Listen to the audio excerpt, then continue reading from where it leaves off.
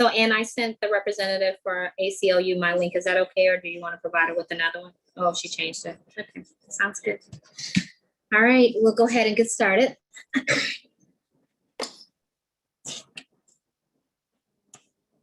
All right, good evening, everyone, and welcome to the Community Task Force on Policing. We'll go ahead and call this meeting to order at 7:02. As members continue to join, we'll go ahead and start the roll call.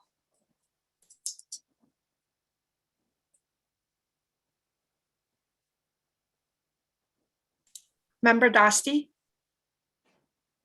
Here. Member Downs? Here. Member Gilbert? He is here. Here. Member Hamady? Here. Member Johns?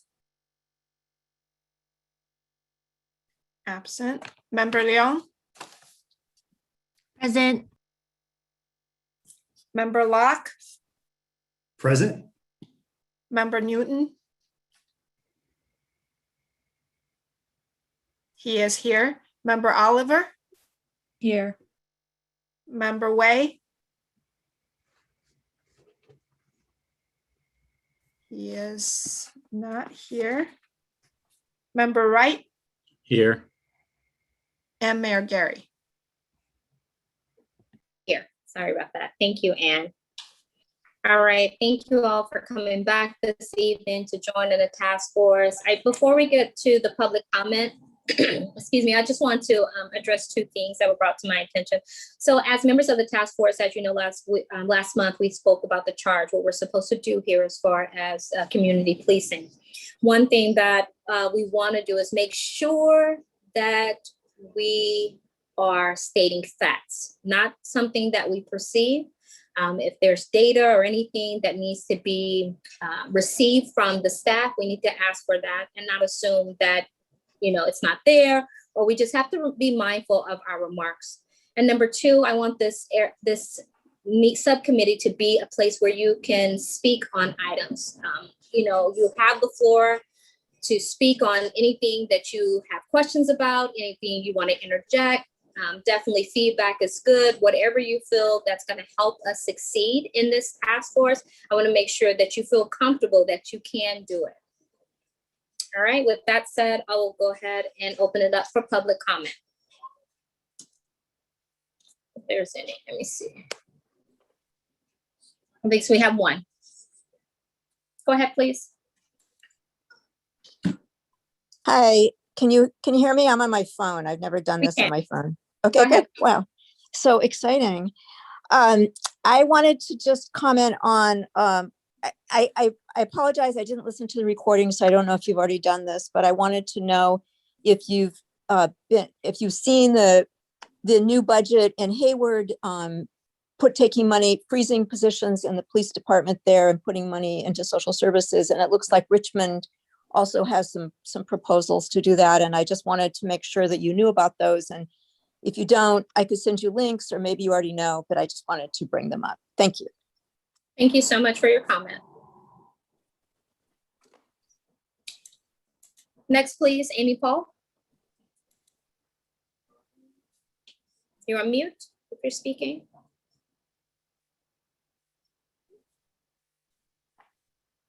Hello, can you hear me? We can. Go ahead, please. It is my hope that this task force come to present new ideas for 2021-22 that would not only enhance the way the city should receive feedback and information regarding the police task force, but truly make a change whereby the residents benefit from your suggestions on facts and also on ideas that unite the community as a whole. While other cities are doing other things, please recall and remember your charter, should you accept it, or your challenge, should you accept that, is to move forward with what benefits the city of Albany. You may uncover in your discovery that you may have to actually lean back and actually do the work that has not been done with regards to the community that you serve. And that's regarding all ethnicities, but you may have to expound or expand upon what it really means to engage in police community relations. Thank you so much. Thank you for your comment. Go ahead, please, Margie. Hi, this is Margie Marks. I wanted to follow up on what the first speaker said about what's being done in other cities, taking resources away from the police. Just to call your attention to, in the city of Albany, we now have a job opening for a new police officer for starting pay of $90,000 a year. And I wrote a letter to the council and said, look, we have this police force, can't you wait till this task force, can't you wait till they do their work? And what I got back from one of them was that this is not a hire for now. It's potentially, if they have an opening, they want to be ready for the opening, which to me makes it even worse. And I would just like to bring you aware of the fact that in Albany, we have one social worker who works 30 hours a week. We have over 20 police officers. We have over 200 families at the village that haven't paid rent since last April. We don't know how many other renters need money. So a social worker might be really helpful for our citizens. I know you're not going to change the whole thing, but I just wanted to bring these two things to your attention. Thank you very much. Thank you so much for your comment. And I believe that's it. All right, we'll go to line item number 4. Are there any announcements from staff? First, I'll ask Ann, any announcements? No. Okay. And if there are any announcements that task force members would like to speak about? No? All right, then we will go to line item number 5 with the presentation. This is 5.1 Law Enforcement Oversight and Best Practices presentation by Ms. Victory from ACLU. I will go ahead and yield the mic and bring you in. Thank you so much, Ms. Victory, for coming to this task force. Can you all hear me? Yes. Good evening. Thank you for having me. Thank you for the work that you're all doing, the time you're committing to these important discussions and wanting to serve the best interests of all of Albany. My name is Elisa Victory. I'm a staff attorney with the ACLU of Northern California, and I work specifically in our criminal justice program. Our main areas for our team at the moment are decarceration, police and sheriff's accountability, and district attorney, prosecutor accountability. I have a PowerPoint with some slides, just because some people may not want to hear me just talking at them. It may be easier to follow with visuals. And it was also provided in the public meeting documents as well. So I'm going to try to share my screen.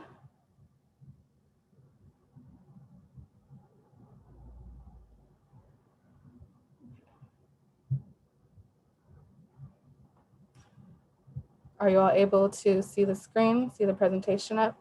Yes, it looks good. Go ahead. Okay, thank you. So I'm gonna present for about 20 minutes and then be open for whatever questions, comments, discussion that you all have after. I'm here to talk about kind of law enforcement oversight, what current and best practices we're seeing in the NorCal region. ACLU NorCal serves 48 out of 58 counties in the state of California. So we've got a large territory that we cover. That's even more cities that are included within all those counties. And we work to varying degrees in all of them, but we're seeing more and more jurisdictions want to engage in these conversations, have community advisory councils, or establish more permanent community oversight bodies when it comes to public safety. I will caveat that I said current and best, because some of these are so new, they're less than a year old, or they have not even been implemented, even if the legislation has passed. So some of them we don't have necessarily a lot of information about how they're being implemented yet, or what the success looks like of ones that have just started to get underway. So I want to make that clear, and I appreciate what one of the public commentators said, that there's a lot happening in every other city, but what you all have to do in Albany is going to be really specific to your community, your needs, the state of your police department, and what issues are most important in addressing or resolving or having more transparency around. This is not something that's new, even though it's coming up and now coming to even smaller jurisdictions like Albany, wanting to engage in this type of work and conversation. I will have kind of resources and examples of different jurisdictions throughout, but those are more to present overall practices that we're seeing or that we think are strong in making these bodies successful. So that's kind of my just preface, but also, you know, oversight, it serves so many different functions. It helps with accountability of, you know, people who are charged with public safety, a huge task, but it also helps with transparency to know where public dollars are being spent, how effective the department is at addressing public safety issues. And it also builds public trust, right? That helps law enforcement and that helps your community if there's trust between the people that are supposed to be keeping you safe and in charge of public safety. So I'm going to talk about the types of oversight in kind of 3 buckets. Again, these are broad kind of categorizations that I've made, and I will note they overlap a lot. So one is oversight that includes things like audits or performance, budgets, et cetera, of the police department, policy review and recommendations, and that can be any type of policy. It can be hiring policies and personnel policies, can be use of force policies, weapons policies, and also studies and data transparency.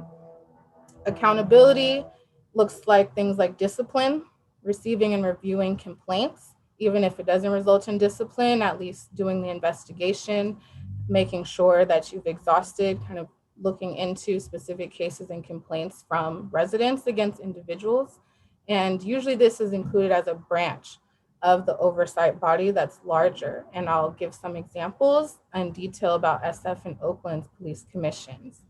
And then we have transitional. They're usually temporary, and that's kind of like where Albany's at, and having some temporary bodies that aren't officially permanent, that don't have a formal type of structure yet, but you're all here gathered and really thinking about how to move towards that direction. And so transitional is usually to see a transition in function, staffing, budget, et cetera, of the law enforcement. Actually, I'm gonna stop. I see someone's hand. And yeah, I like when people kind of interact and respond to me. So I don't know how to call on people with their hands. Do you have a question about what I've said so far? It was actually more of a tech thing. If our host could enable the auto captions, please. I find that helpful just to be able to keep up. Thank you. And if you can do that for me, please. I don't have the capability of doing that on my end. Thank you. Sorry about that, Ms. Victor. Go ahead. Okay. It's on each individual screen. Okay. Okay. Thank you. So one example of oversight is San Francisco Police Commission. So they have kind of very broad tasks under their commission, including setting policy for the department. Again, policy is kind of any policy that really applies to the police. They also do disciplinary hearings. They review complaints and investigate complaints against officers. They also do the appeals hearings on the discipline. They're able to appoint and then regulate special patrol officers as well as discipline them. The way that their commission is structured is that they're appointed by the mayor, confirmed by the Board of Supervisors. San Francisco is kind of weird. They have a city and a county. So the mayor is like the city side, and they have Board of Supervisors on the county side, and they are one. And they oversee both the police department and the Department of Police Accountability. So as I kind of mentioned on the last slide, accountability usually falls under as a branch within a larger oversight structure. And even within the specific police accountability wings or the citizens complaint wings, there might be a head or a specific body that is assigned to that then reports back out to the larger commission. So again, this is an example that's specific to San Francisco. San Francisco is unique as a city and a county, and they have this kind of joint structure to make sure they oversee a lot of aspects of the police there. An example of accountability body is Oakland's Community Police Review Agency. It was formerly known as the Citizens Police Review Board. The name and its duties were updated in 2017.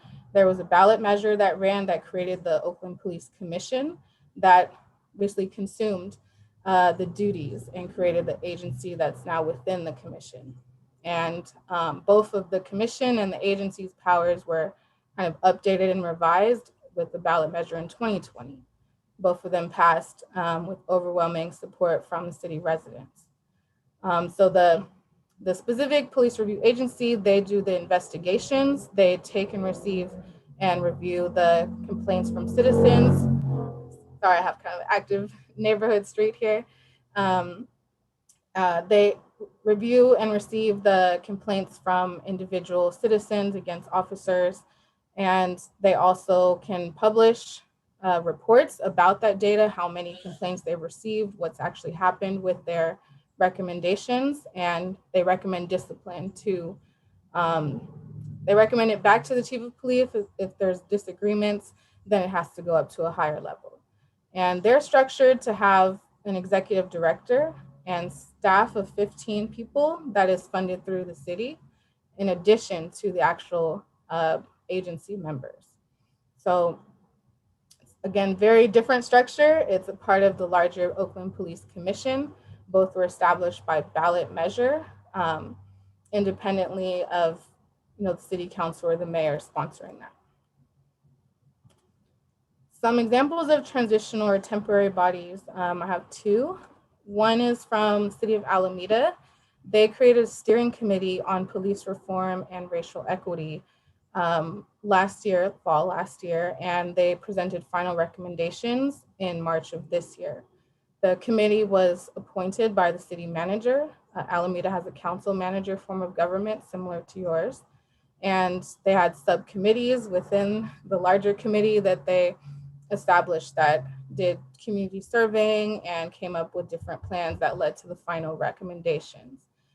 After this slide presentation was submitted, the Alameda City Council was presented with those recommendations and adopted some legislation directing the city manager to implement some of the recommendations, not all, from that steering committee. So that's an example where that was around a 6 month process that this whole body came together. There was multiple subparts and then provided a real comprehensive recommendation package to the city council, who's now directing the city manager to implement. Second example is Oakland's task force on reimagining public safety. My office had been heavily involved in doing legal policy advising and even some legal research for council members in this process. The task force itself was created by council resolution that was passed last year, almost a year ago.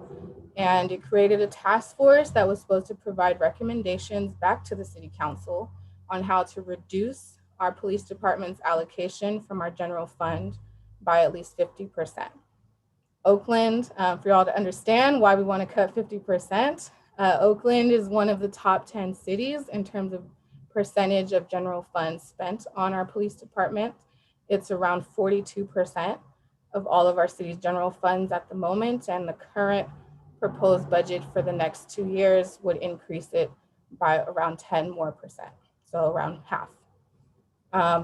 So this task force was underway, got started in August last year. They had 4 different advisory subgroups. There was over 100 people who were involved in these community transitional groups on this task force. And they provided final recommendations to the city council in March of this year. The budget process is still underway, and the council is now kind of debating, how it reflects this process that they just undertook for around 9 months, if they can see things in the next budget cycle, how this can translate the recommendations into actual budget dollars. So their task force was specifically about budgeting of police dollars, whereas Alameda's was more around policies and duties of their police. So best/current practices. Again, this is not an exhaustive list. These are things that we're currently seeing that we believe are helping to make these bodies effective once implemented and be able to do their jobs. First is the power to subpoena witnesses and documents or some other means to timely and adequately access records that may be necessary for oversight. Some examples could just be data, but if you're doing oversight in terms of policy recommendations, you'd need access to all the policy documents. There are trainings that go with that. Not all of that's publicly available, or residents don't always know where to access that if they're participating in these bodies.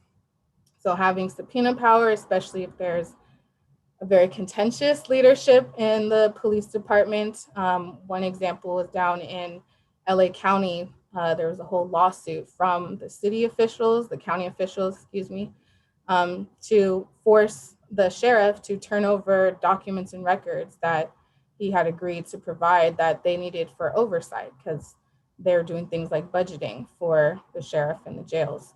So again, having adequate access, something like subpoena power is a legal power to make sure that you can enforce the request for documents at a court if there's no compliance. Second, a body that's independent means that it's not staffed by current or former law enforcement, including family members. We think that's best practices to have some true independence. And as you'll see, if you click and dive into some of the actual specifics of what's going on in different cities, almost all of their bodies have the chief of police as a member or as a required participant at every single meeting, or they want 3, 5 members of the department to always attend. So there's usually built in a role in a place, but then again, if this is citizens oversight, community oversight, it needs to really be focused on people who are more distinct and not as tied to law enforcement, and to also avoid conflicts of interest if you're making recommendations about policies or about budgets. The third point is having adequate budgets or funding to cover things like equipment or other cost needs. This can be as simple as printing. If you want to have a citizens oversight body that does public town halls, you might need to print flyers, you might need to pay for a Zoom account.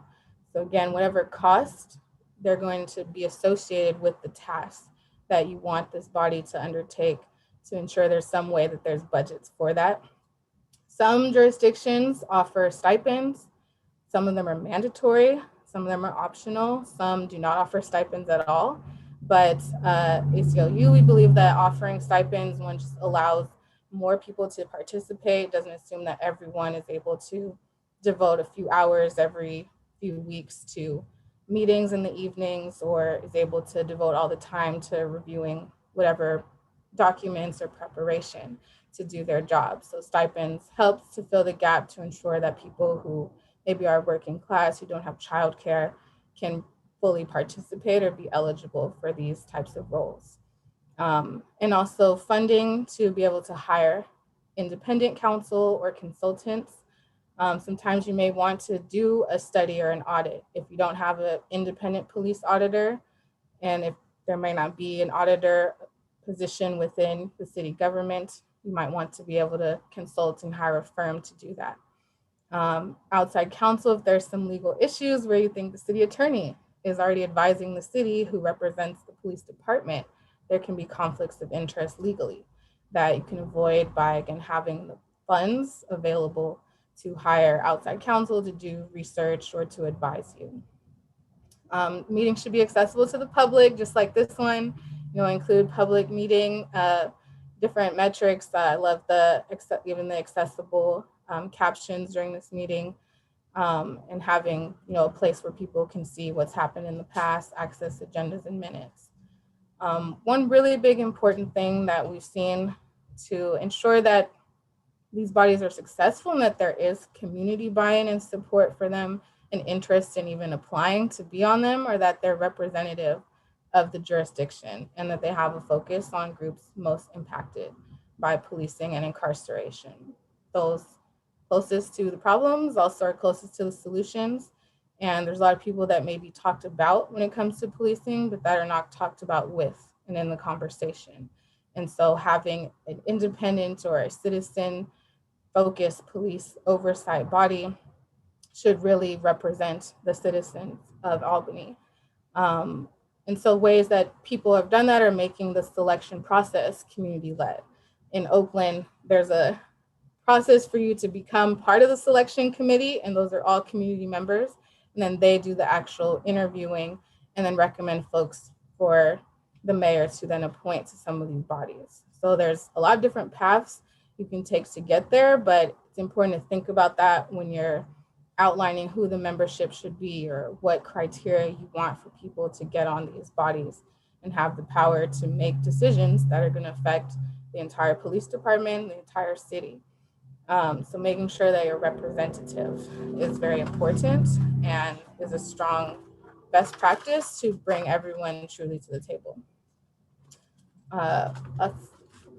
One of the other best practices are having binding authority or requiring that recommendations be like presented and voted on by the governing body. One example, in some jurisdictions, the police oversight bodies that can do policy recommendations, that's where their power stops. They can provide recommendations.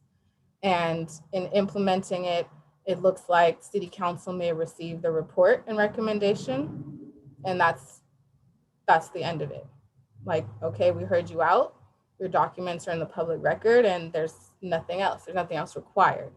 So having something built into the language, the creation documents that, you know, the governing body needs to vote on this. There needs to be some decision, especially if you are spending residents' time, especially if it's volunteer time, right? If you're working on revising a use of force policy for 3 months, you don't want that time to be spent in vain or again to lose that public trust. That is the whole reason for establishing some of these bodies. So having the recommendations or, you know, the resulting work actually go somewhere and be a part of the implementation, final decision making is really important to build in and think about at the front end. And last on this list is to have term limits for members and process for removal. This kind of goes back to the representation of the membership. Having term limits just means more people can participate. One person can't, you know, hold down a seat for 20 years. You'll get more diversity of perspectives and input. And process for removal, part of that's just about accountability of individual members, right? If people don't show up to any meetings or never do any work, there should be a way to remove them, replace them if they're not doing their jobs on behalf of the community.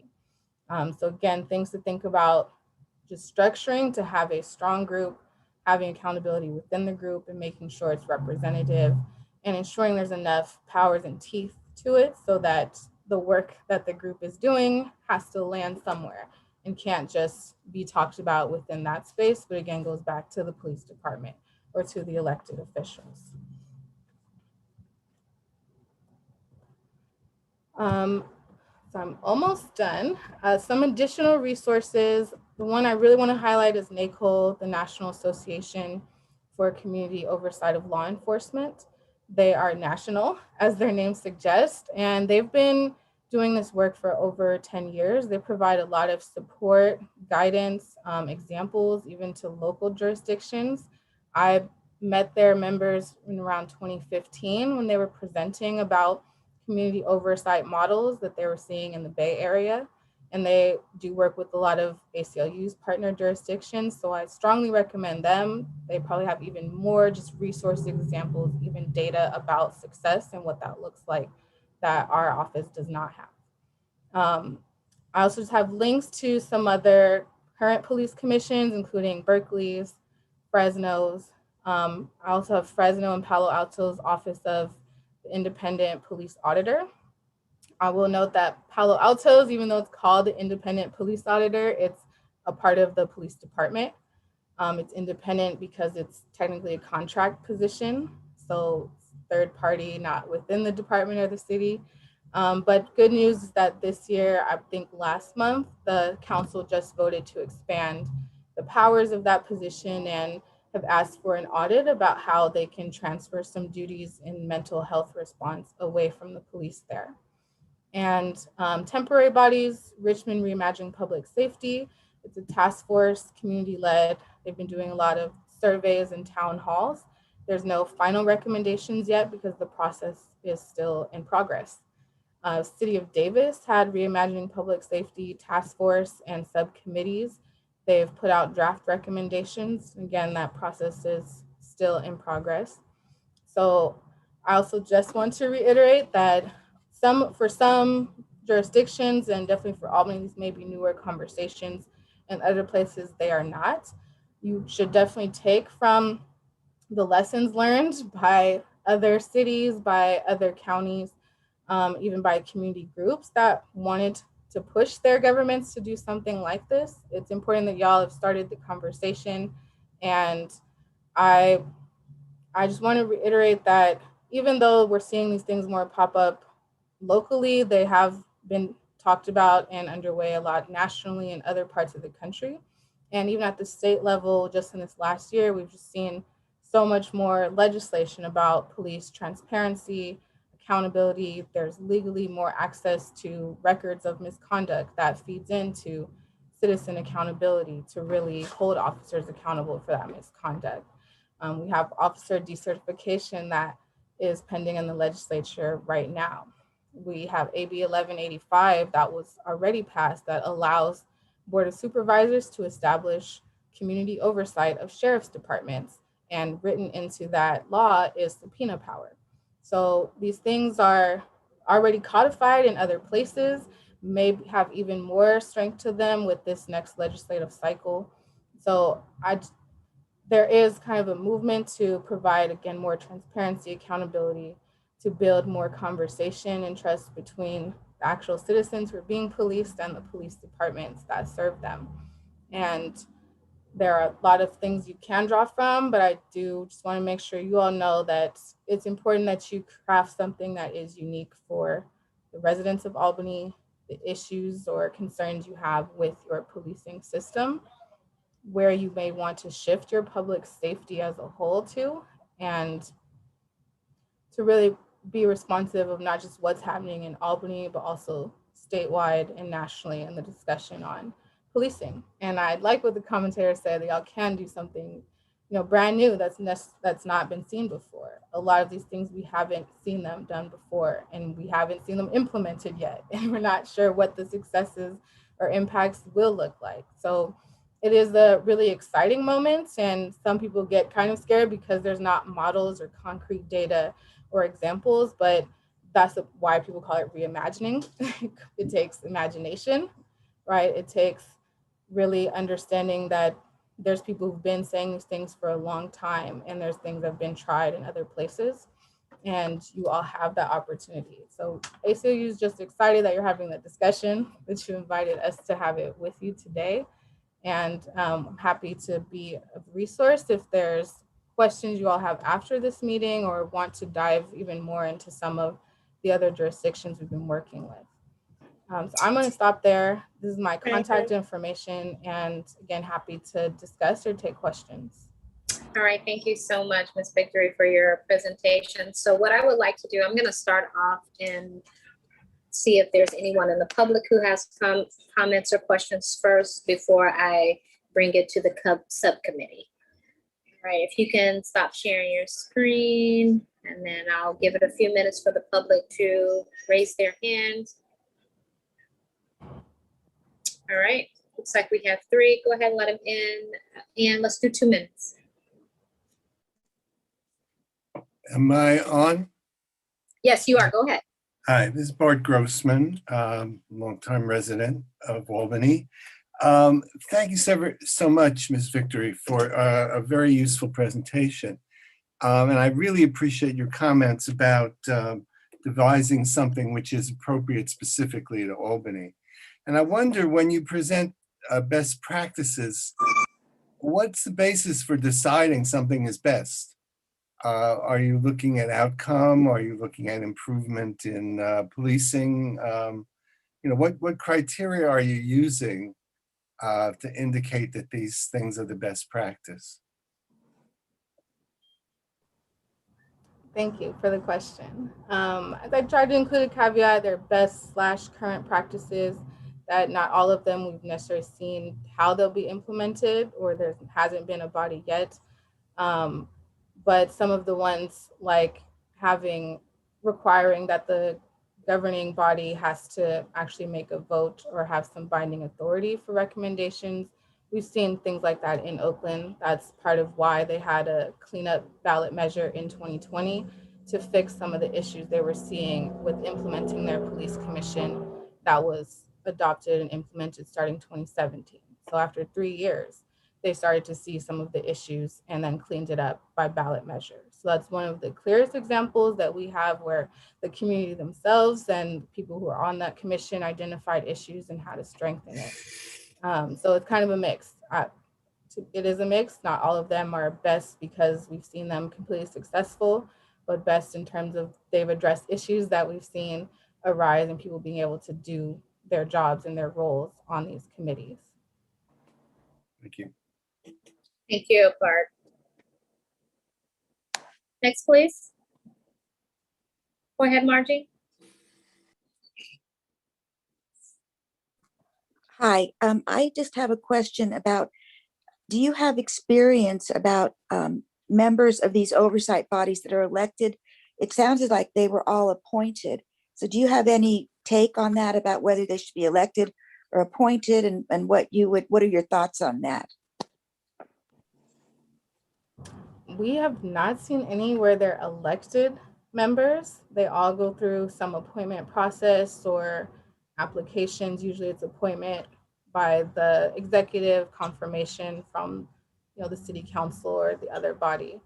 So we've never seen anyone right now use the elected model. It would take a lot more to establish that, and certainly would then require election cycles and campaign rules and all of that.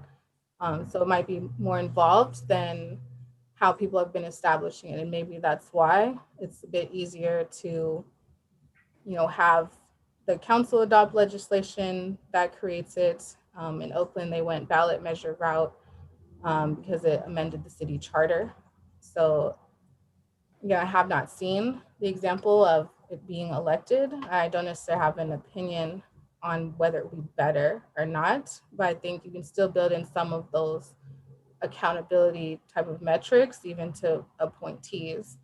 Again, in Oakland, they have kind of a community selection panel that then sends a pool of people to the mayor, who then puts people up for appointment who have to be confirmed by the council. So even at the first layer, it's community panel who's selecting community members.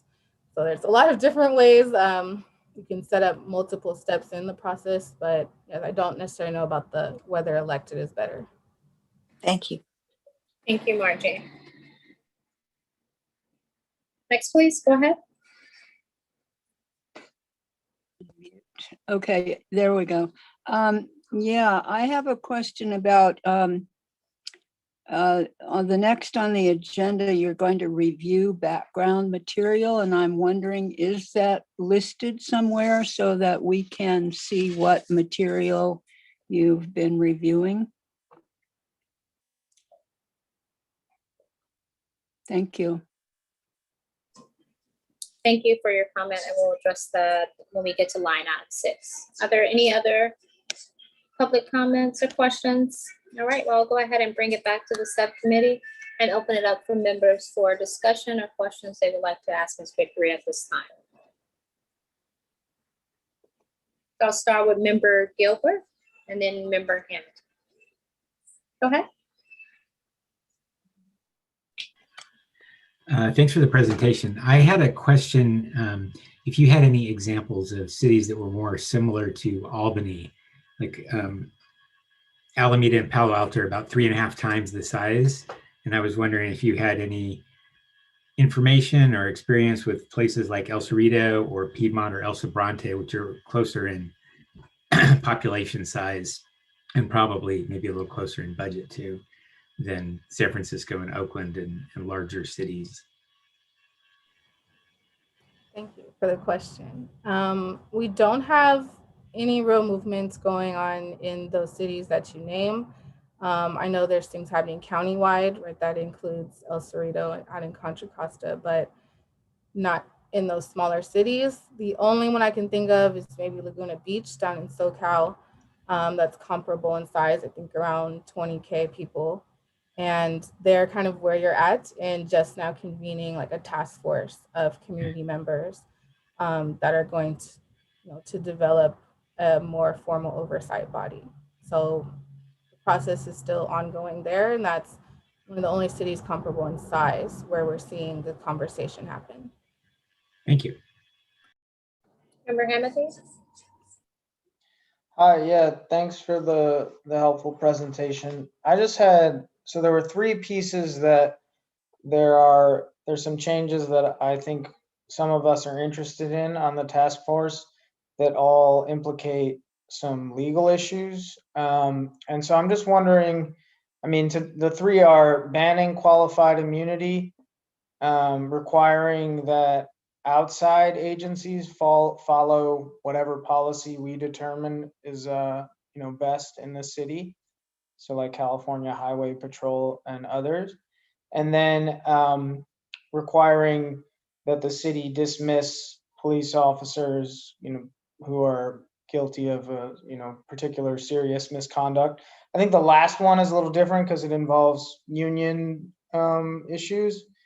But my question is, as we bring some of these recommendations that we make are going to, involve legal issues, does the ACLU of Northern California, are you able to provide us with one, some resources on these issues, but two, in the event that, we come across city councilors or other public officials who are like, oh no, you can't, qualified immunity is a federal doctrine, so you can't deal with that, or we can't tell CHP what to do. Are there resources or even just like, can we call on you for some kind of legal opinion to say, actually, the city does have the authority to make those kind of changes? Thank you for the question. Yes, you can call on me. You can call on ACLU. I don't work heavy in litigation. I do more legal policy advising. Again, in our areas of DA, accountability, policing, and decarceration. The issues that you brought up have definitely been points that we've provided some guidance on in other jurisdictions. So we definitely already have some materials and some responses. I can provide some immediate guidance that qualified immunity, as the whole doctrine would need to be overturned at the state and federal levels. Cities have, power to direct that the resolutions that they support that change at the state level. Those things can be important to state legislators to see that the official body has said that as a city. You can put dollars towards lobbying that if you would like to. And you can still have, policy statements around it, expectations around it. Once it comes to like that prosecution, though, it's in the state or the federal government's hands. So there are limitations there, but again, there's maybe other local things you could do to kind of get at the issue a little bit, not fully. The outside agencies, it is very hard because y'all have jurisdiction over your law enforcement, right? County has jurisdiction over no one, the sheriff does, and they're elected. And CHP, they're controlled by our governor. So again, it can be advocacy from the city level to the governor in the state. There are things called mutual aid plans, where that's when the agency specifically requests assistance. Your department does have control over their mutual aid policies and how they choose to work or communicate or collaborate with those outside agencies. There can be policies to not request mutual aid in XYZ situations. So there are some ways to carve into it, but you can directly control all of CHP. And they do, by state law, have jurisdiction over highways, but it also extends into city roads.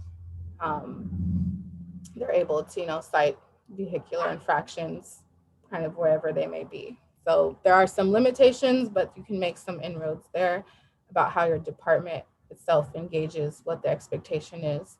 Oakland is trying to translate its weapons policies to whenever they do request mutual aid, the agencies need to use their use of force and weapons policies. So we're going to see, how effective and how well that's implemented here. And to your third point about discussing,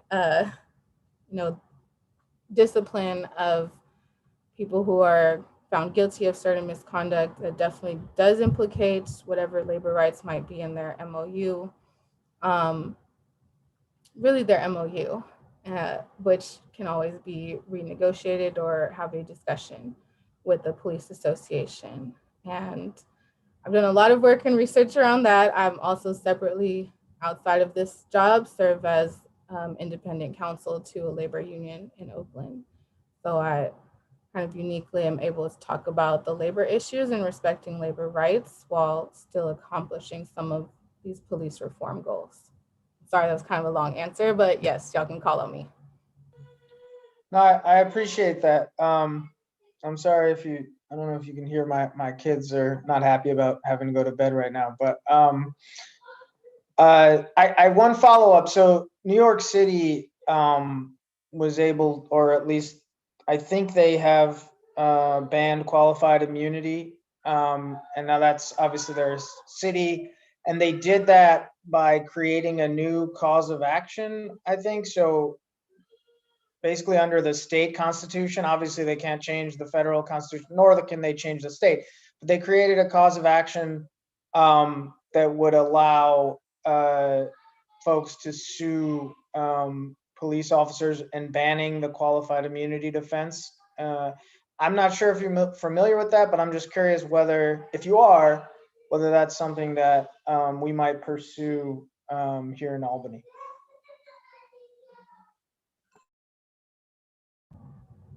I'm aware of it, and I would say tentative, just because that was passed this year. We expect much legal challenge to it before it can be implemented. So I don't necessarily have a position or recommendation on that, but we're definitely aware. And our ACLU national office, which is technically separate from our NorCal, has been deeply involved on the qualified immunity issues and tracking what's happening state by state. So we have some information about it, but we're still trying to see what may happen to the challenges to it. Thank you very much. Thank you. Anyone else? Member, I believe your hand's up. Go ahead. And then Member Gilbert after that. Go ahead. I'm curious if you know about what's going on with Berkeley in terms of the city of Berkeley police and UC the UC police, UC Berkeley police. Maybe you can just talk a little bit about that because I think it'll be helpful for us. I'm not sure if you're referring to some specific tension between the departments, but UCPD is legally separate agency from the Berkeley City Police Department. The UC police are controlled by the UC regents, and they have different kind of policies campus by campus, but it's part of the UC system. So they have their own UCPD, use of force policies, personnel policies. Our office had worked a bit at the very beginning of this year with UC Berkeley students who were organizing student oversight groups of their campus police. They're working with the UC regents to establish an oversight body that is going to be student-led. So there's, again, a lot of things in progress with the UC Police Department at the Berkeley campus, and it kind of varies from campus to campus. But that is kind of a unique place that we're seeing some of this organizing and oversight happening because it's never been done before.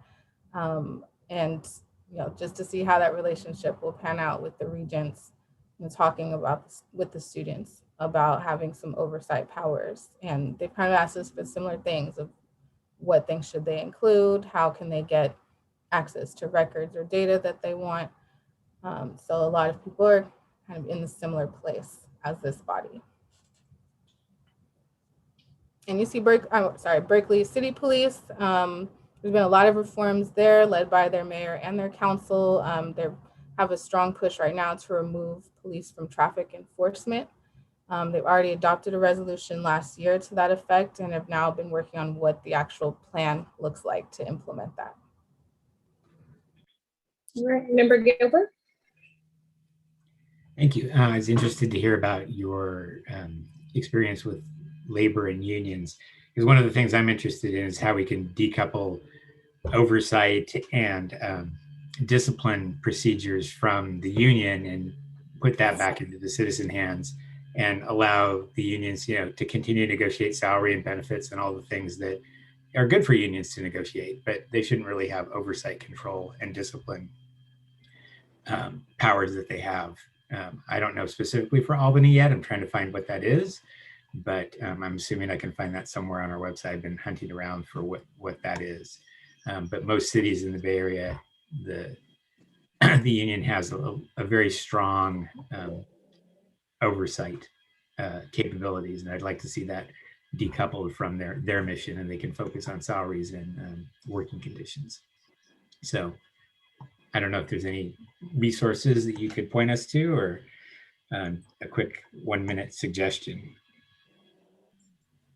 Yeah, I can give a quick minute, and I'm making like a list of follow-up resources that may be helpful to y'all.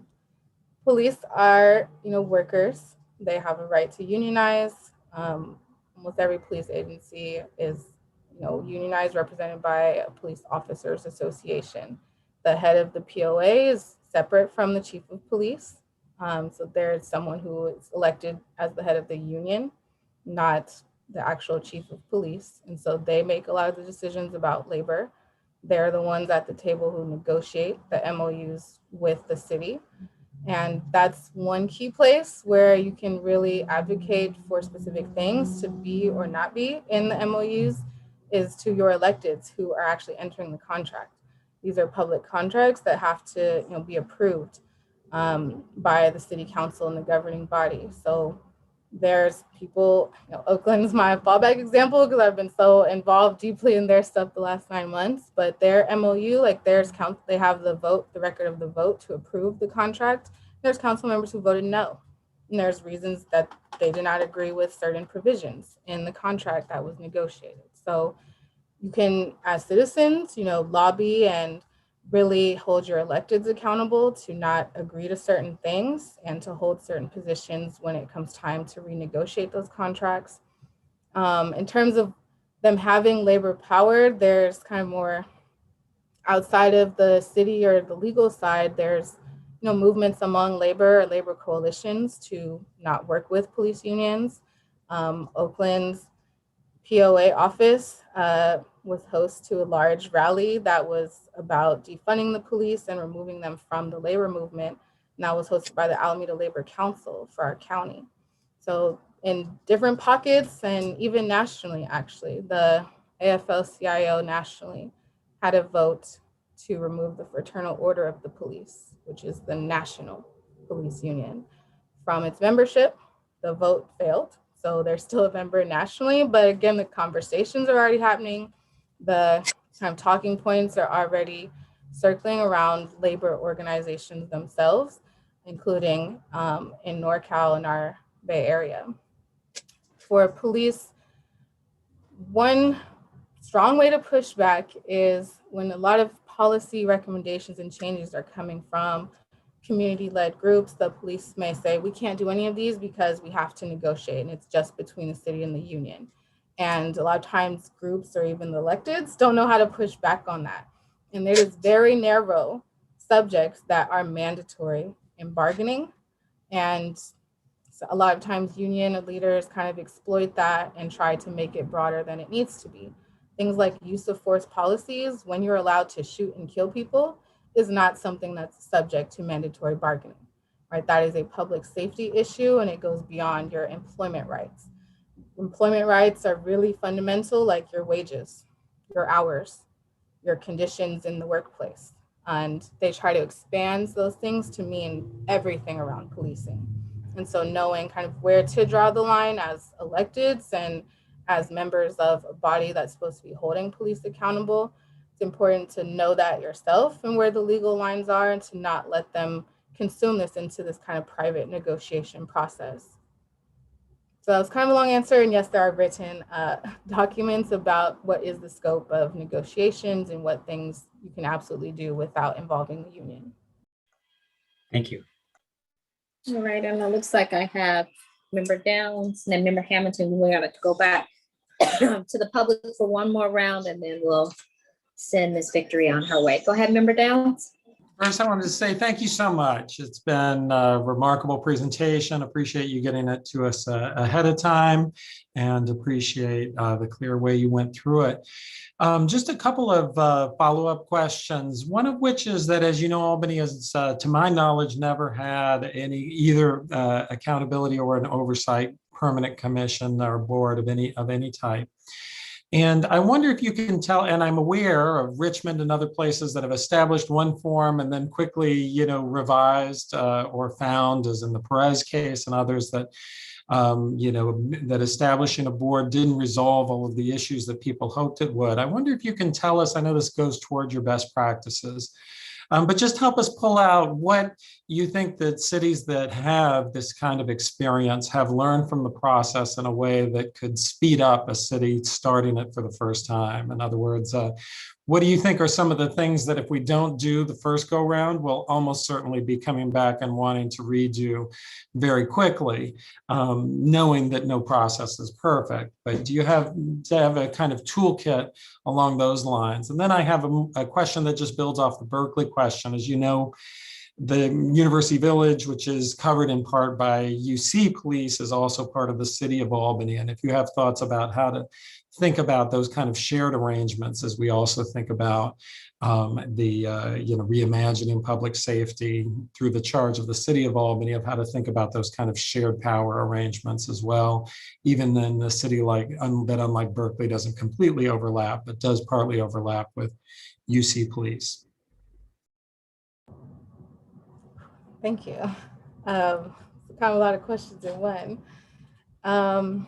I apologize. I can say one and then come back and do the other, whatever you prefer. I'm sorry. I think I'll start with kind of the latter. Sorry. Tell them all to me again, just really quickly. I'm going to make sure I answer all parts of your question. Sorry, quickly. It's one, what do you think that cities learn after they put in oversight or accountability boards that we might hope to speed up the process and get it right the first time, since we haven't had this history of it? And two, what should be on our mind as we think about the overlapping jurisdiction with the UC Police Department in University Village? Thank you. I think some of the things you may immediately want to change is if you don't get the composition right, how people are selected. We've seen in certain places, if it's all just appointment from one specific elected, and everyone may be their friends or have just kind of one mindset about the issue.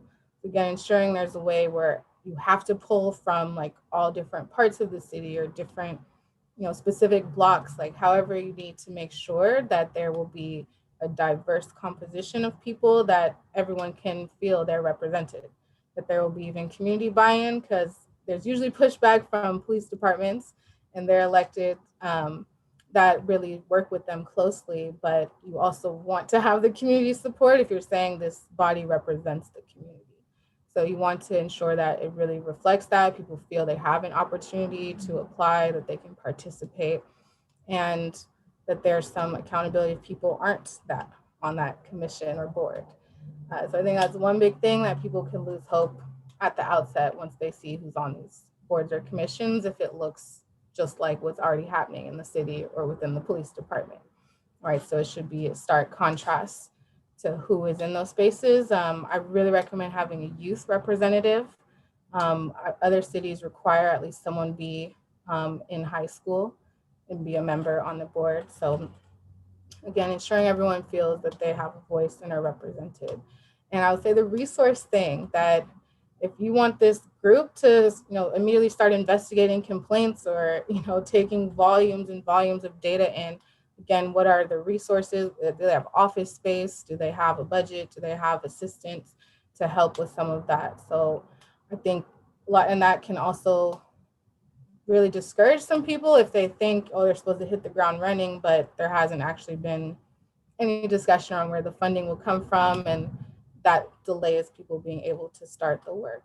So I think making sure the right people are kind of a method to get the right people in that everyone can rally behind, and them having the resources that they need to start doing their job on day one. And sorry, the second part of your question was about the overlap. Overlap is usually conceived of as kind of mutual aid. Like again, how are we sharing the duties for this specific property or region? What, who's in charge of communicating to a larger agency? Who's in charge of taking people in if there's arrest and custody? Something similar is with like housing authorities. I know in Oakland and other cities, the housing authority has their own police department, right? And that's within the city, and that's only at housing authority properties. But as soon as you like step off the sidewalk, that's city property. So they have kind of work sharing agreements or mutual aid agreements. That is how they will operate within the city itself or within that one property. And you can, regulate how your department interacts with them, or even say you need to approve every agreement or policy through this community body. All right, members, if you give me 1 sec, I want to make sure that we are addressing our public. So it looks like we have one hand up, Susan Moffett. And will you let her come in and speak 2 minutes and ask a question before we end this? Hi, thanks for the opportunity to ask a question. I wasn't able to attend the past meetings of this committee, and on the city website, it says that there are no agenda and minutes archives currently available. I think it would be great if there would be minutes and archives, minutes and agendas from past meetings be made available. And also, I think that having complete minutes would be really useful. I don't think it's transparent to merely ask people to have to listen to several hours of video.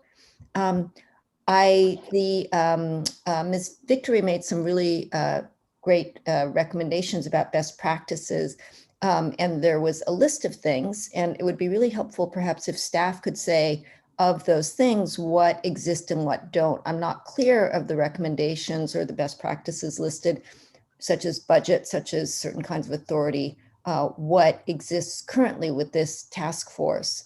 And so if that could just be enumerated, that would be super helpful.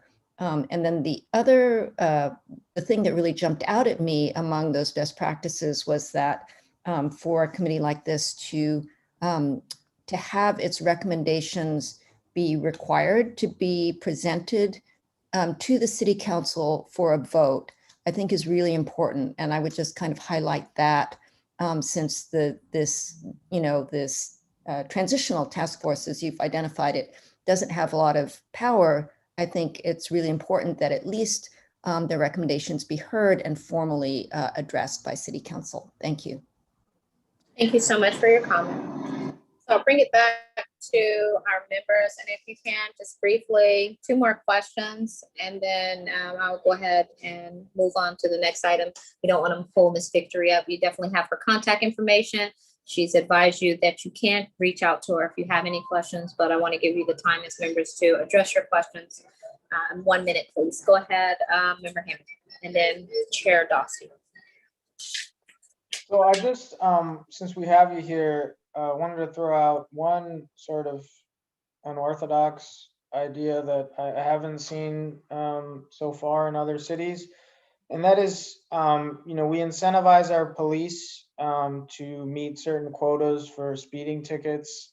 Have you heard of, or do you see any legal complications in trying to incentivize good behavior that actually meaningfully helps the community? So for example, like de-escalation, or obviously you'd have to have a pretty firm definition of that. But I'm an animal rights advocate. I'm just going to throw that out there. And so I think the greatest hope for animals is once you make compassion affordable. And I don't think we're going to convince anyone to do the right thing for animals just by, prevailing upon their conscience. And in the same sense here, I think police officers aren't going to change because they want to do the right thing, or it's if we can incentivize. So I'm just thinking about like, why don't we why not in like an MOU reward, have like, yeah, you'll get more funding and your salaries will increase the less that you get sued for police brutality and the less that you like kill people, especially people that are, not actually ultimately are found not to be armed. I don't want to like, we have some leverage in that we have, funding to provide the police. And we always assume that we want to motivate them to protect property, but I think it would be cool to incentivize them to protect human lives as well. Absolutely. I don't know if I'd call it incentivized because, their job is again to protect and to serve. So it's kind of like the requirements of the job. You should already be motivated, incentivized to protect people, to help people, to intervene in healthy ways that do not harm the community that's paying you and that's your task to serve. So we've seen it more as taking away some of those tools, taking away certain weapons, revising use of force policies to remove the ability to use certain weapons in certain situations, like you don't need to tase pregnant women in their stomachs, kind of really common sense things like that. In terms of trying to incentivize like with budgetary things, that wouldn't be appropriate for an MOU, but is really about the political power of the electeds and holding them accountable. Like they're the ones that put together the budget and the line items and then vote to pass it. So it's, holding them accountable, or if there's this separate body that is really established and, has, required recommendations that need to be voted on. And maybe there's a budget policy or agreement that as a city, we are not going to increase your funds unless these certain metrics are met. And this community body is in charge of tracking whether you've met those and putting out reports and really making that claim to why or why not the department needs certain levels of funding.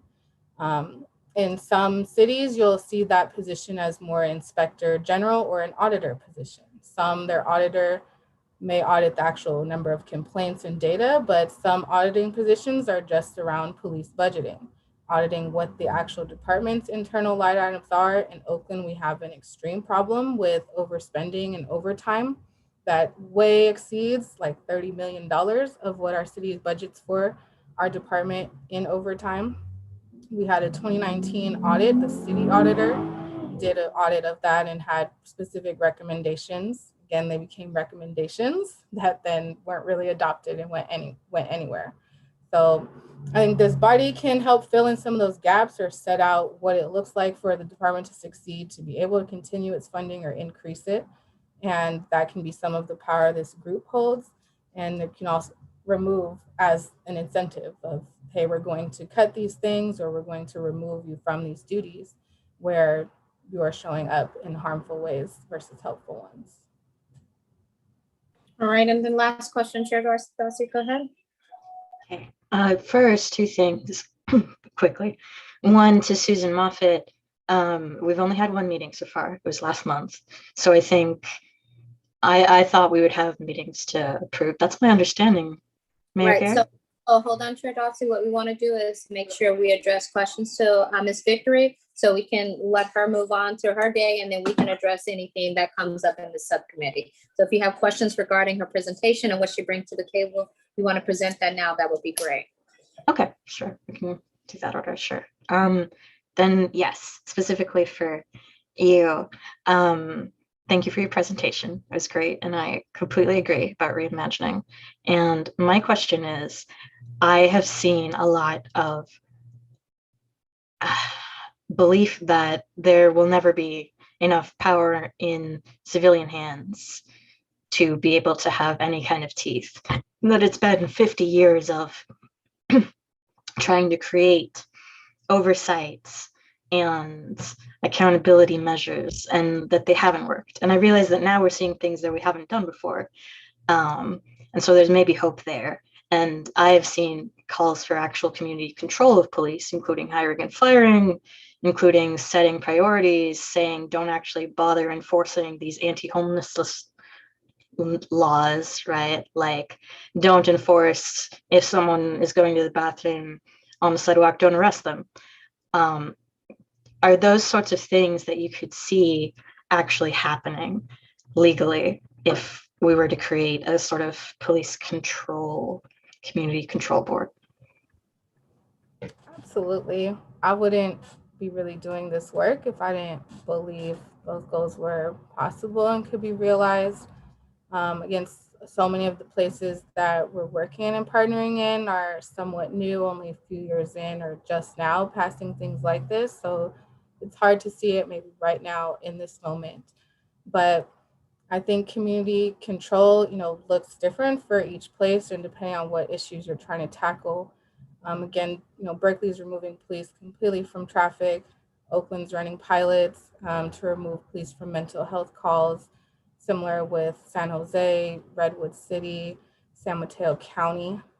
So there is kind of like a wave of people starting to make moves towards these types of changes or to place more power, more money, more staffing behind these community boards. Even having a community oversight board is something we're starting to see in places that never had one before.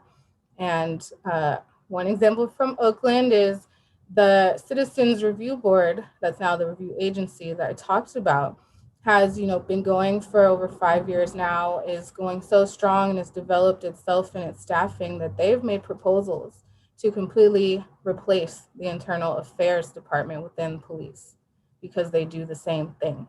They're just civilianized.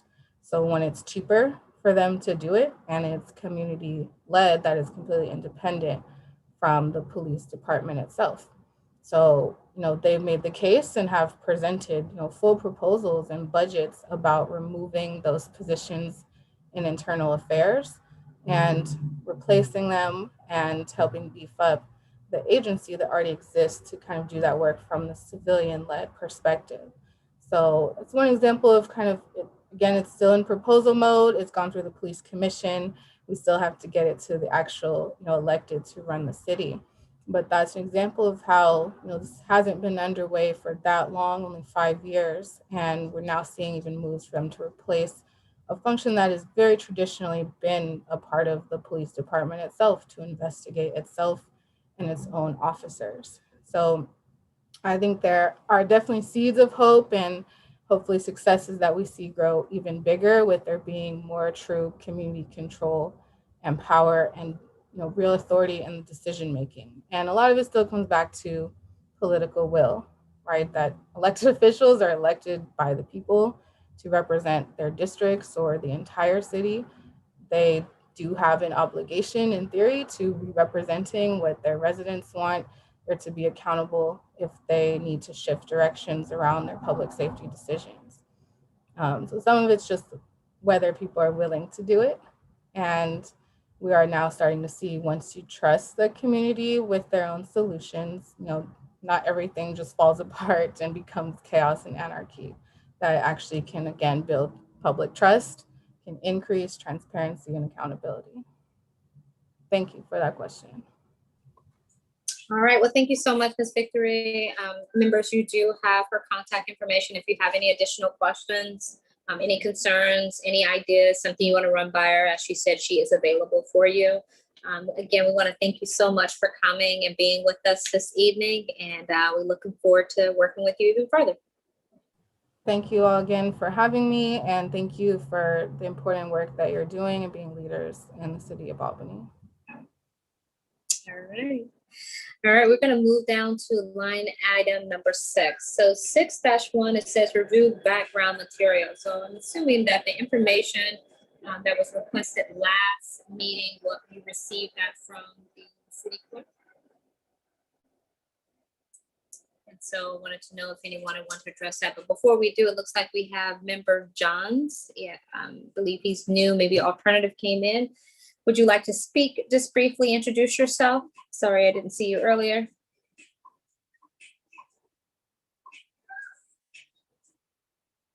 Okay, he may be frozen.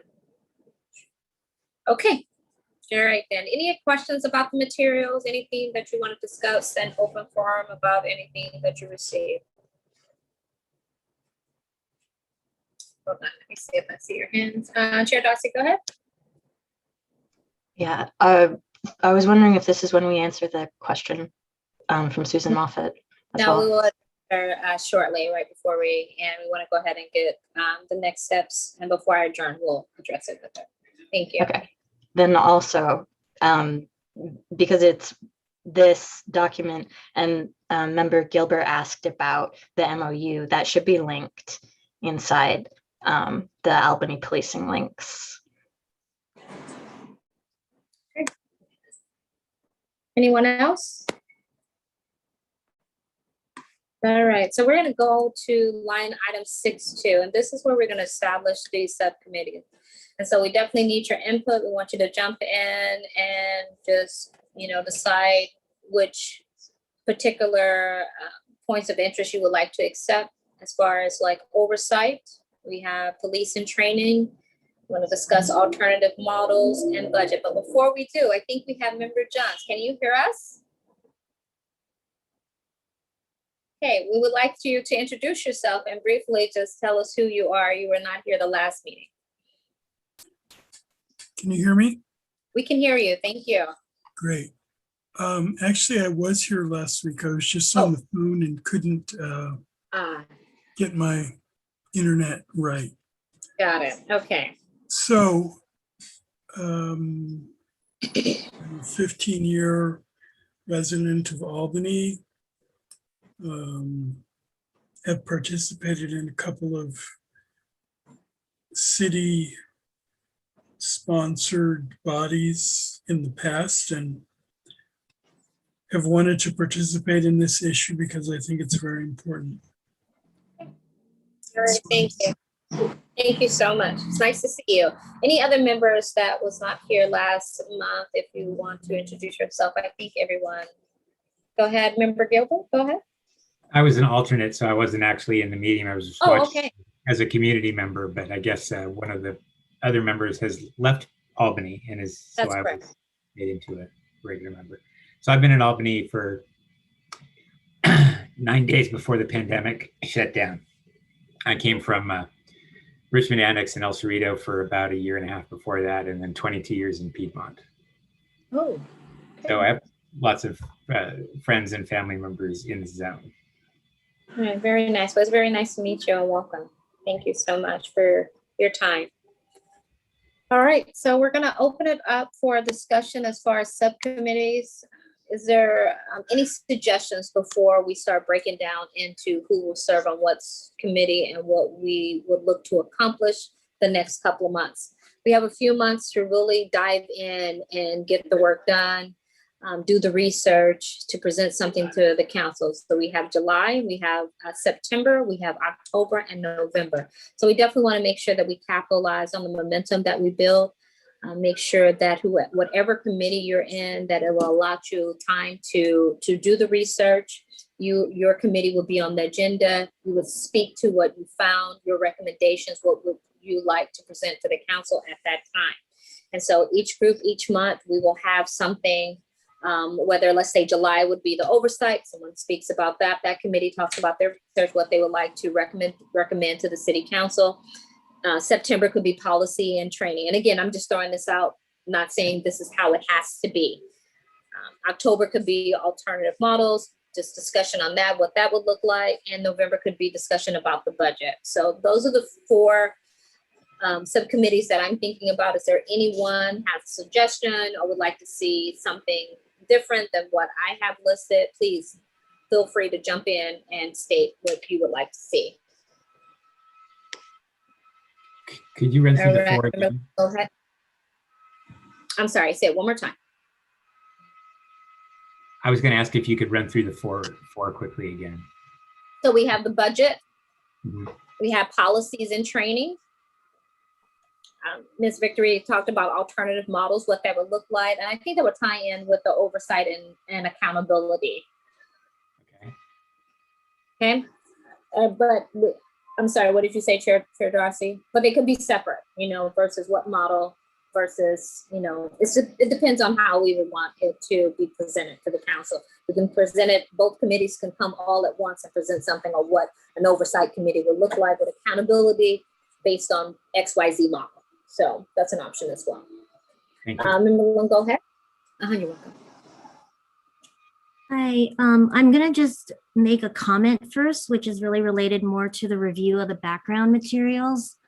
In looking at the racial, the draft, I'm sorry, I'm forgetting what it's called, the racial equity impact plan draft, I was surprised to see how much detail went into the process, and then in the end, there were no recommendations, there were no policies, like nothing was written in the plan itself. And so I'm making that comment because as it relates to what I was thinking as possible subcommittees, they're very similar to what I heard you say, Mayor Gary. Yes. One would be looking at best practices and models for police accountability. Very similar to what Berkeley is doing, like they had a fair and impartial work group. And so it's really looking at what are the best practices and how do you have police accountability. Then you have a subcommittee that's looking at best practices and models for reimagining public safety. So a separate group that is looking at what are those practices and how do we kind of think differently from the existing model of a police body. And then the third is a subcommittee looking at the police budget and then also the overall city budget as it relates to the fire department, the paramedics, what we spend on mental health, social services. Because if we are going to look at reimagining public safety, we're going to need to look broader than just the police budget. So those are my recommendations for subcommittees. And I would also assume that policies and training would go under each of those categories rather than it being separate. Okay. Thank you so much. And thank you for making the first comment you stated about, presenting something and not actively having the follow through. And so that's why I feel that it's so important that whatever subcommittees we form, we need to make sure that it is presented to the council with XYZ, with the options on what things will look like. We can present, more than one model, but we want to make sure that there is a response and that the recommendations that are being presented, that they be adhered to. Victory, Miss Victory, she did bring out a lot of things about what that could look like. And we have this opportunity to make sure that whatever we come up with, if it's not, what are our next steps? And those need to be, spelled out so that when we do present to the council, we know what the next steps would be in order to make sure everything goes forth. Does that make sense? Right. Just to respond, I was looking at the plan thinking, great, we have a racial equity statement for the city. And then like look at how does the statement then apply that we're doing here. And for me to look at, there was a detailed process and no recommendations on even any kind of a statement whatsoever from the city of Albany, even though despite so many meetings, I was really disappointed to see that. So I will double check with staff and see where we're at with that, and see if I can get an answer for you. Okay. Anyone else? Hold on, let me look whose hands up. Chair Darcy, go ahead.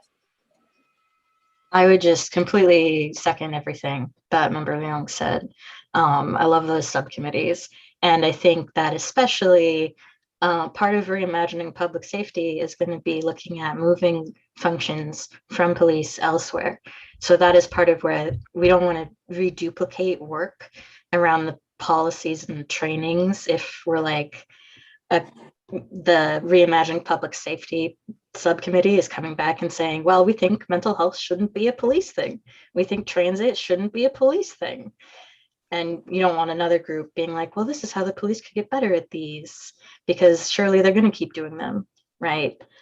So I think that sort of discussion all goes within a reimagining public safety. And then, yeah, I would worry, yeah, there's going to need to be communication, right, about like the budget and everything. And so I also think that the Reimagining Public Safety Commission might need to present first, order-wise, for budget and for accountability, to then be like, okay, maybe we're not worrying as much about these pieces because it made sense from the Reimagining Safety, that we're not going to focus on those because we're thinking about moving them out of police.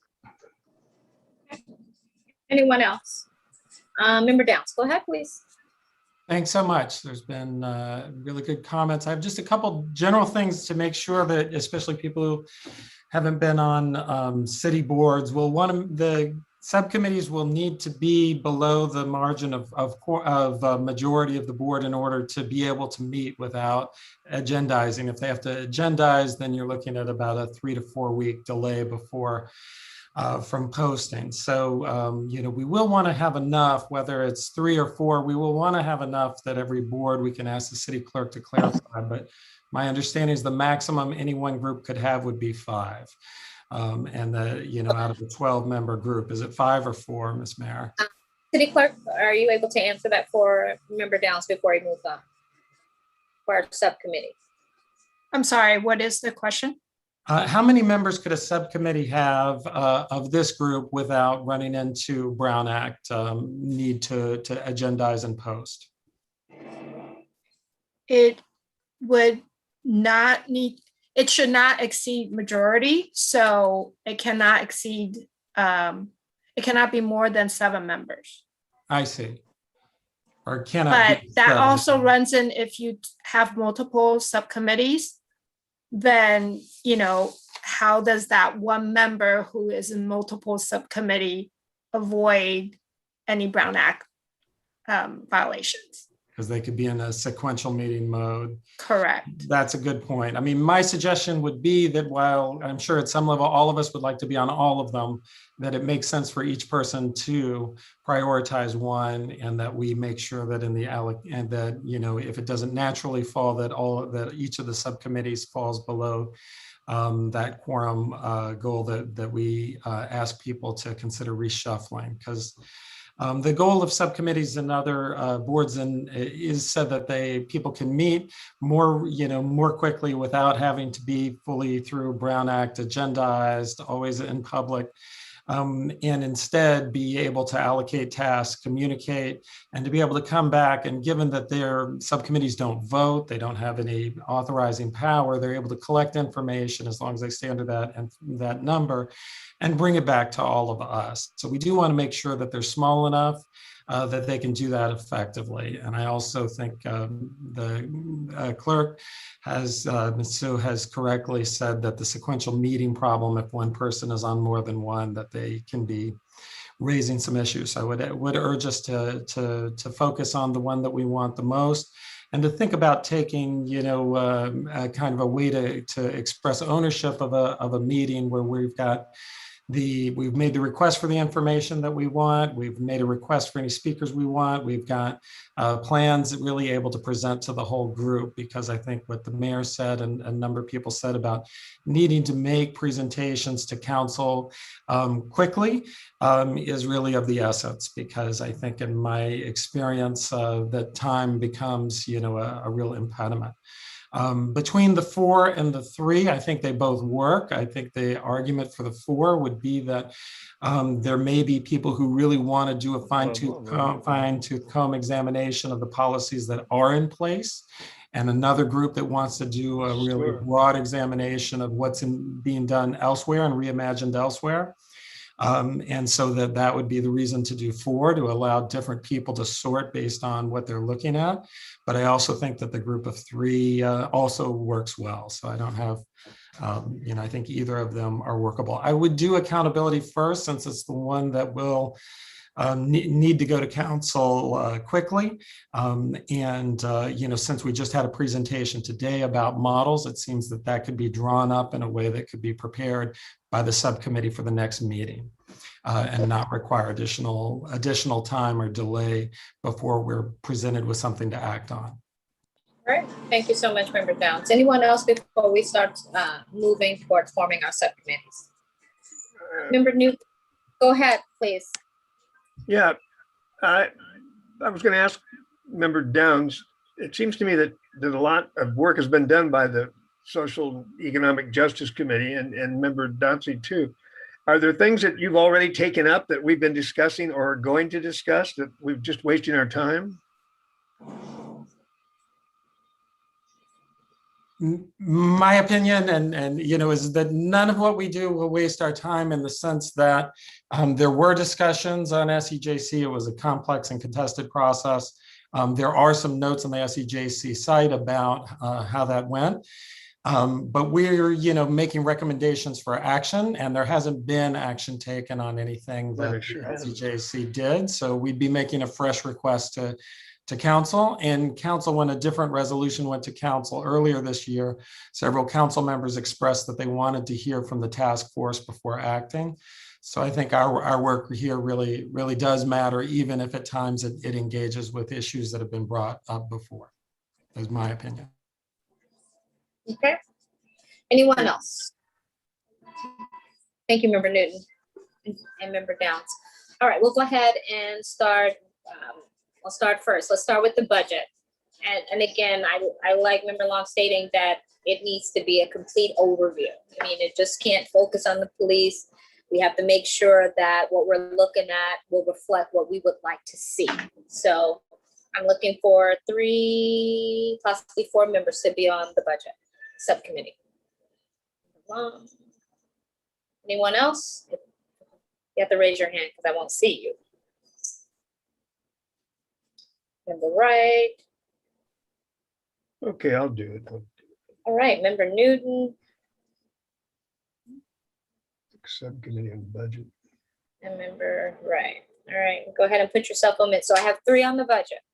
All right, and so I will ask that if the city clerk can provide you, or somehow you guys need to put in the chat your contact information, set up your meetings. I will let your presentation probably be the last, because it's so much work. There's so much research needs to be done. And I don't want to push you to where we're overlooking certain things that are important. So I'm looking at possibly November, if possible. If you're ready sooner, just let us know. But I think you should be the last to present and provide a recommendation to the council. Does that sound fair enough for you 3? All right. Okay. The next one, I know that Member Long said something about reimagining for probably best practices, policies, training, anyone? I think it was reimagining public safety best practices and models. Okay, do you want to do, okay, so how many we have? We have Member Oliver, Chair Dawsey. Is there anyone else that I didn't see? Oh, Member. Okay. So I have 3, is that correct? And then oversight, accountability. I have Member Johns, Member Downs, and Member Locke, and Member Gilbert. I think that's it. Please let me know if I miss anyone. Did I miss anyone? Please speak.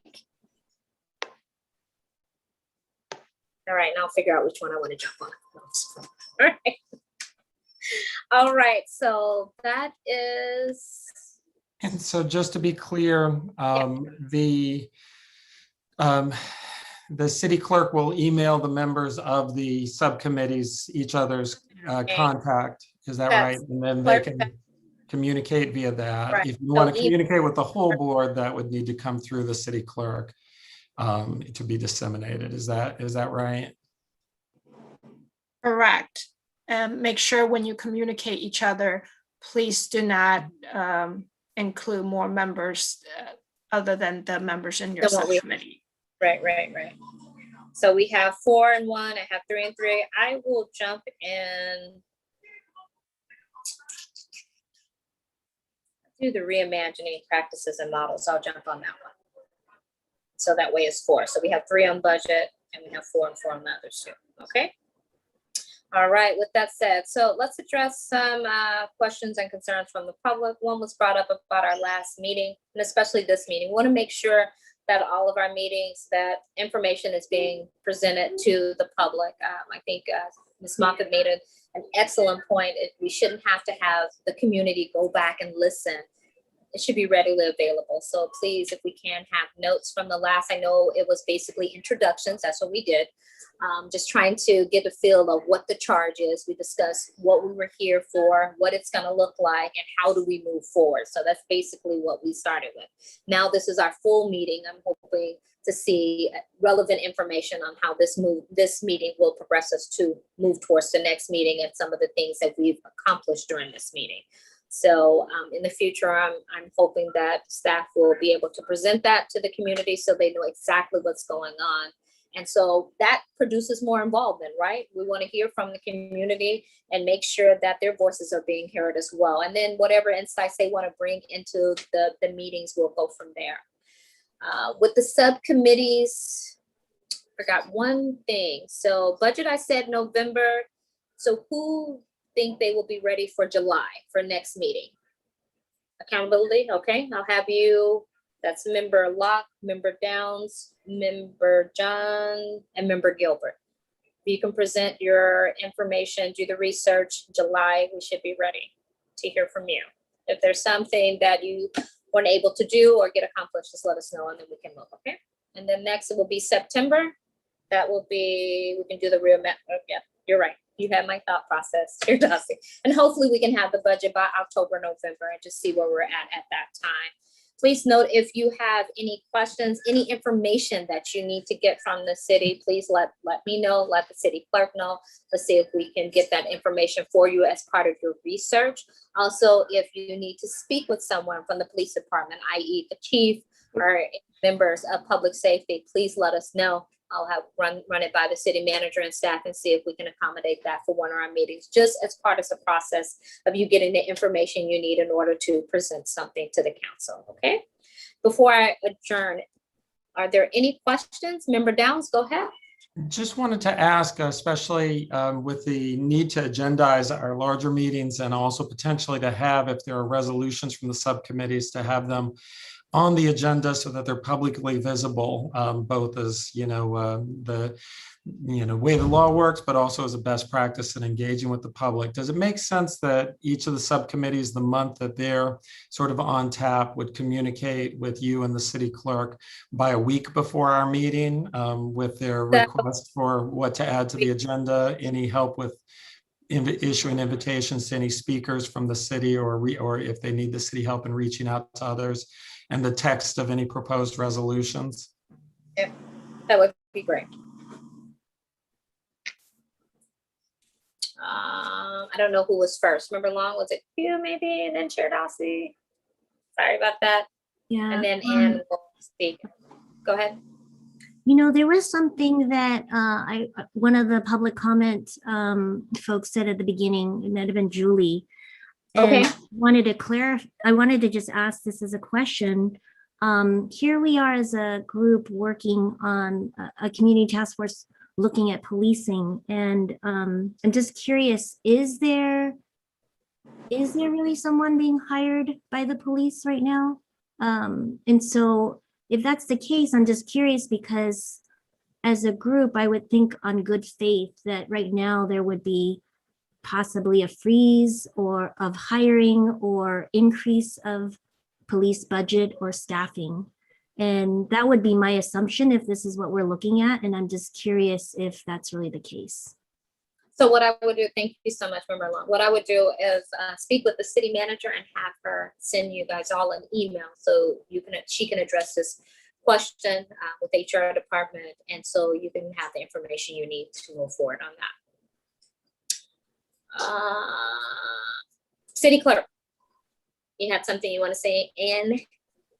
Yes, I was just going to, one of the member of the public raised the issue about the agenda not being on the website. It is under the homepage. There is a link to meeting agendas. If you click there, all the agenda and video are loaded there, as well as the community task force page. So if you go under government, under all the boards, committees, and commission, and go to community task force on policing, the agenda and videos are listed there. Correct. Also, City Clerk, along on that lines, we do have areas within the community that we can post this in on Solano and different areas. Are we able to do that as well with this task force meeting? We're trying to see if we can engage the public more. We have. Every agenda that we post are posted at the 3 required location, as well as the Solano kiosk. All right. The other one other item that was mentioned was the racial equity impact plan. So the consultant sent the final draft, and it is planned to go to the council the second meeting in July. Right. Thank you so much, Ann. So I'll do Chair Darcy and Member Hammond, and then we have public comment before we adjourn. So if you want to ask your questions or make a comment, so I can reach out to the public, make sure we address their concerns or any comments as well.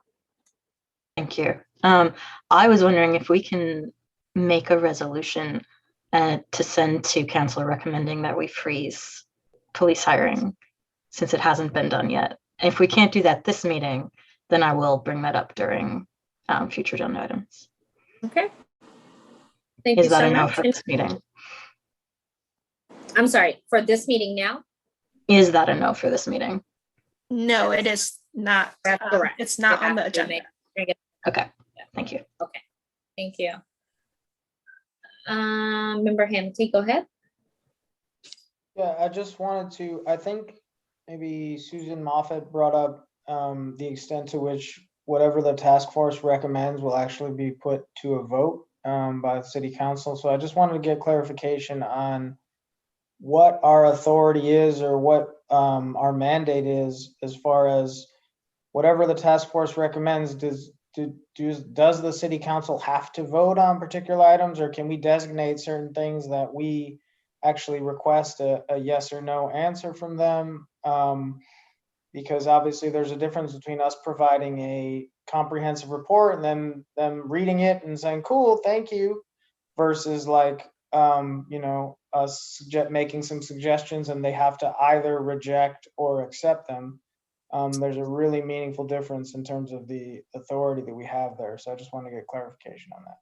Yeah, I understand. So we have 4 members, Member Downs, Member Locke, Member Gilbert, and Member Johns. They will be working on making sure that verbiage is outlined to present to them, to make sure that, like you said, that we're just not spending our wills just to say we did something and we've accomplished nothing. So the goal is, we're going to present a task force. If recommendations needs to be made, then action needs to happen after that. So I would like to see what the 4 members come up with as far as the language and what needs to be put forth. And so again, it's going to take a community. It's going to take a lot of advocating. It's going to take us coming together and making sure that everything looks good. So when it does go to the council, that it makes sense, right? That we're just not throwing out anything based on emotions. We want to make sure that we are representing the community well and providing the guidance and necessary policies and procedures that may need to change, tweaking them to a certain extent, but also getting results. So as you know, I'm result driven. I want us to be where we have results, action, and then we move forward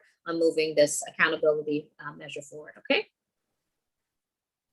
But we have to work to clarify one thing, because I think what Member Hamady was asking was about our work here. Is there a requirement that council take it up? And so I agree with you that I think the accountability, as they make whatever, you know, recommendations come for oversight, accountability board, commission, whatever, would write that into the hopes for that. But am I right, Member Hamady, that you were asking about how do we ensure that our work in this group gets taken up by council?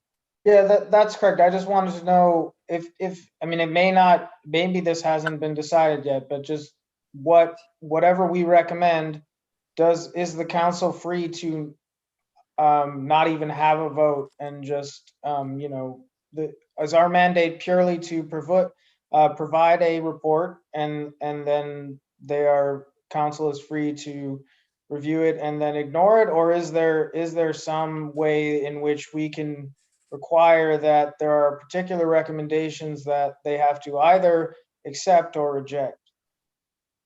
Very good. So are you thinking that you do the work and it's not going to get on the agenda to even be heard? Or just, I'm purely just like, if we're prioritizing, you know, are there particular items where we want to say like, hey, we really need like, you know, some clarity on whether this is something you will move forward with or not. I think my sense is that this task force is more about, you know, these are general recommendations and the council has the authority to then review them and implement particular items as they see fit. But I just wanted to see if there's any way in which we can kind of, not force their hand, but, you know, elicit some kind of specific response so we can say to the public, here's what we recommended. We were met with such and such response, so that it's not like, it doesn't leave any room for ambiguity about what the council's response was to our particular recommendations. Right.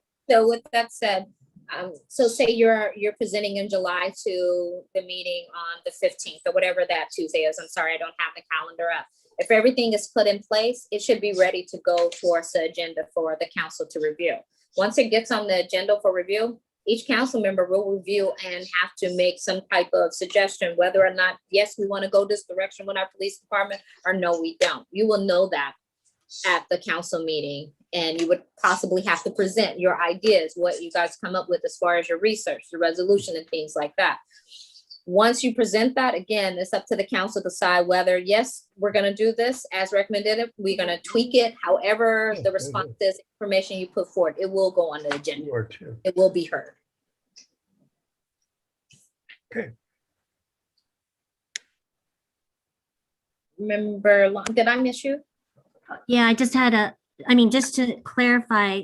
So what I'm hearing just from the last comment that Member Dostie made, that what we're asking for is have a standing agenda item that is that are basically recommendations that would go towards the city council at every meeting.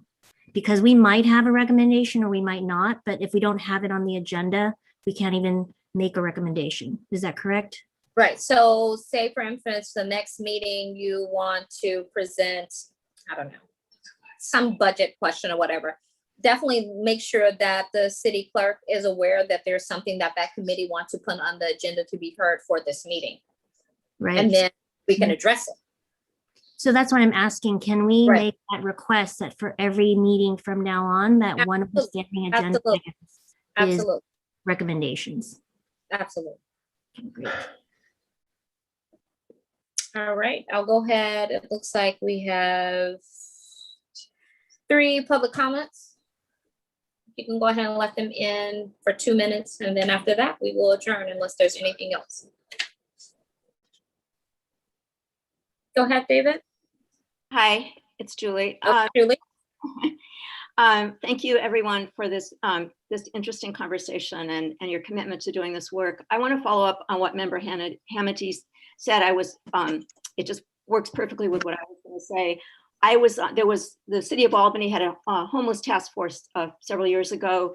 We met for over a year. We brought in experts. We did a lot of reading and writing and thinking and talking, and we came up with a list of recommendations, and they went to the city council. And on the way to the city council, somebody in the city added one more option that we hadn't included, and the city council voted for that. So basically all of our work, and then they disbanded us.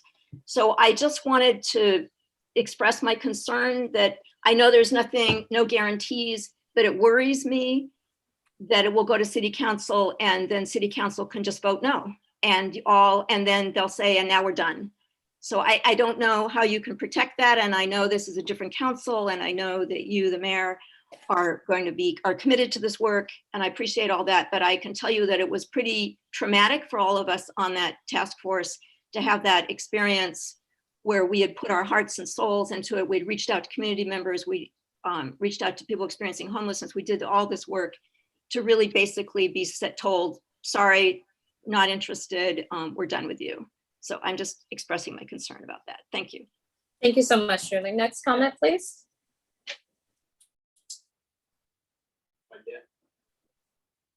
Go ahead. Ms. Matson. Yes, I had asked earlier to know what the material was that you had reviewed so that we could look at it.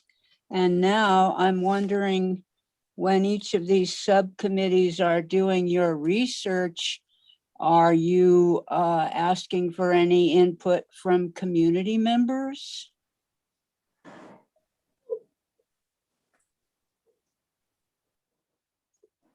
All right, thank you. Matson, we'll address that once we hear the last public comment. Thank you for your patience. Go ahead, Ms. Moffitt, you're next.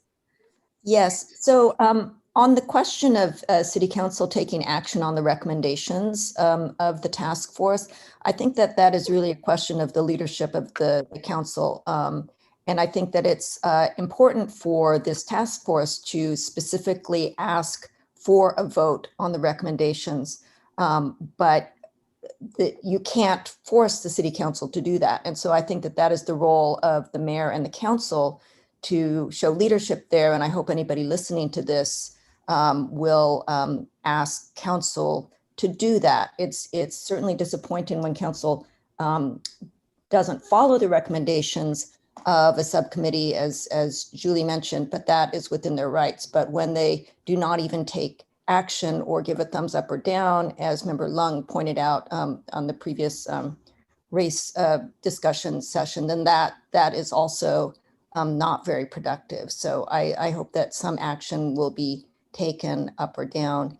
Also following up on Member Lung's comment about hiring, after last summer, at a time when so many people wanted policing to be reconsidered, a position was filled at that time. So at a time when, so this would be the second time that a position is filled when many people in the community want to be rethinking and looking carefully at what's going on. And so I think that that is something that people will be paying attention to. Finally, this is just kind of informational question. I hope that the subcommittees will look into what is the role of paramedics in dealing with situations of mental illness. There's a fellow who sleeps directly across from the firehouse on the bike path almost every night, maybe because he feels it's safe there. And I'm just wondering, who's responsible. So thank you. Thank you so much for your comment. I'll go ahead and bring it back. Chair Dossi, did you? I'm sorry, I'm thinking of something else. So Ms. Matson asked a question about the material that everyone received. I did not receive that material. So can someone please inform Ms. Matson what you guys received? The information is on the Community Task Force on Policing page, which is under the city website, under Government, Boards, Commission, and Committee. And if you go to Community Task Force on Policing, all the information are there. All right, thank you. Did I miss anything?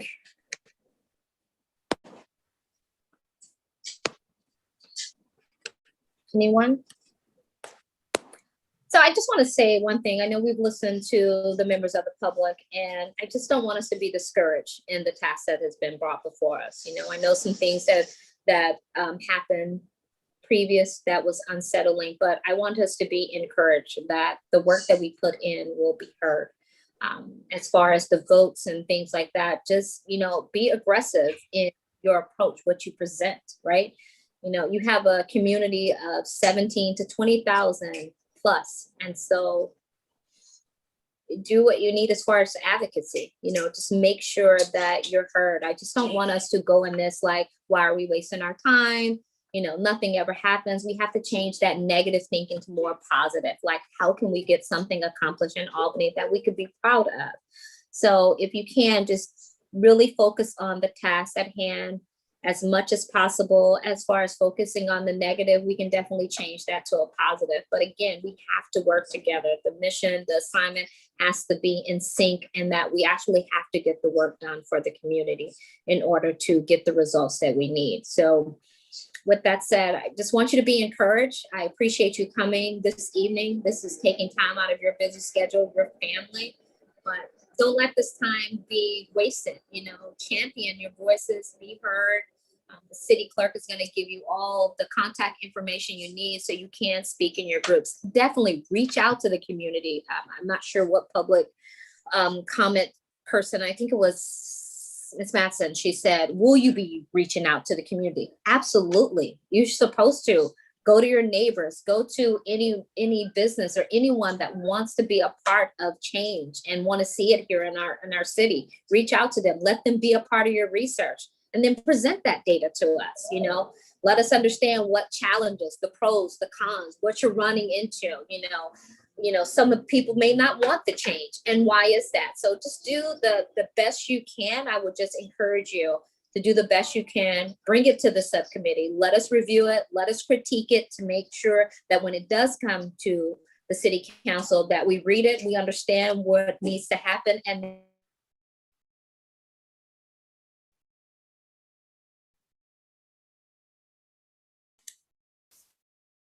I think Mayor Gary's internet failed, and so she's frozen. then we be able to make an informative decision on. Meeting adjourned. I don't know if you can hear me. Thank you.